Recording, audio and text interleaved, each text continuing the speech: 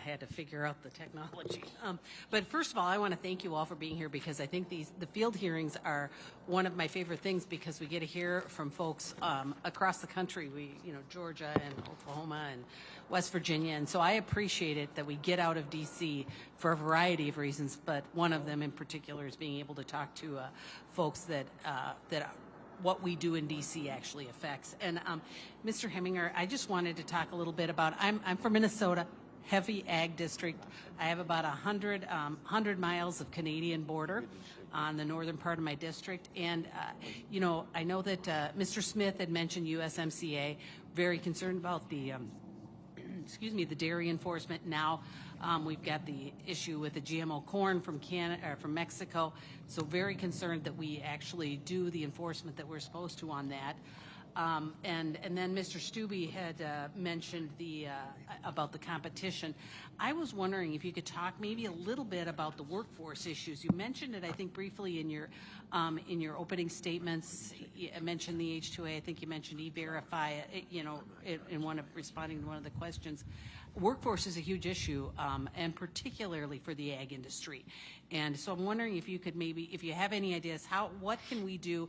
Is there an answer through visas, immigration policy? What can we do that would make sense to open up that workforce shortage?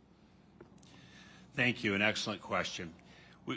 First of all, we need a comprehensive immigration program that we have kicked down the road for over 15 years. And with that, we have to have a system that at least gives a green card to these people that are here and been working hard. We had a reasonable bill in front of the Congress here 6 months ago or so, and it failed again. That's where we need to start. The H-2A program, I've participated in it for 15 years, unbelievably bureaucratic. We got it a little bit simplified and some things coming along to make it a little more workable. And then in the last 2 years, it's gone just the opposite way.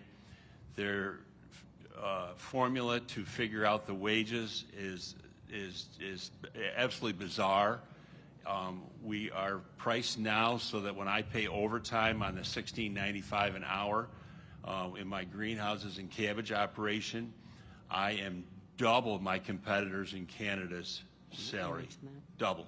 They don't have to pay overtime, and their foreign visa program is more in the $11 to $12 program. And keep in mind, on top of that, we pay, we have brand new housing for the people when they're here. We supply them with all their transportation, including to and from the store. And then part of the program is we pay all their transportation to and from Mexico. In Mexico, they make it an hour here as a day's wage there. And these people are wonderful. I have a few guys, I was only getting a handful 15 years ago. I have a number of them that are still with me. I have more than half my crew that have been with me around 10 years. And they are family to us now. And they come and our farm runs well. We need to embrace that program. It needs to be allowed to be more than just seasonal. Right now it's seasonal only. The dairies need an opportunity to be a part of that program to bring people here for multiple years. The training and technology on our farms today takes people that need to be trained, and it can take 6 months to train them.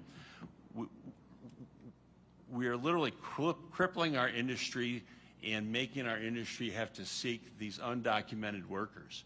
It's just so frustrating. And enforce the trade agreements, and I have a very, very soft heart for the people that are being misused in other parts of the country. I'm glad that we heard that testimony today. And I believe with trade, we could help fix that as well.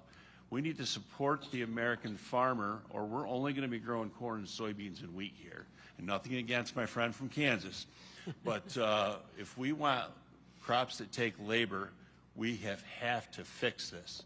Otherwise, we're going to slowly just watch labor-dependent agriculture dwindle here in the United States. And it'd be foolish for us to continue to spend money on these enterprises if we're going to be exiting them. Well, and thank you very much, and I appreciate that. It was very well said, and we'll continue to pursue what we can to make sure we get that workforce shortage dealt with. And I just want to say, I apologize. I have to leave early. I've got to get back to D.C. for another committee hearing. But thank you again all for being here. And with that, I yield back 2 seconds. Thank you. Mr. Estes is recognized. Thank you, Mr. Chairman.